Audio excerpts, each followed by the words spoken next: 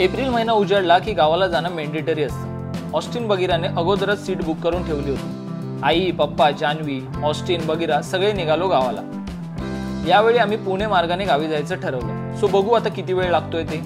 अटल सेतूमुळे कधी पनवेलला पोहोचलो कळलंच नाही। सकाळी प्रवास करायला मला खूप आवडतं, कारण आजूबाजूला काय काय आहे हे सगळं दिसतं। साधारण 8च्या दरम्यान नाश्ता केला, त्याचा व्हिडिओ काढायला विसरलो, त्याबद्दल सॉरी।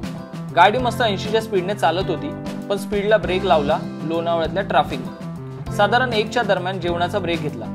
चिकन, मटन थाळी मस्त ऑर्डर केली होती। खूपच टेस्टी जेवण होतं। पोटभर जेवून आम्ही पुढील प्रवासाला निघालो।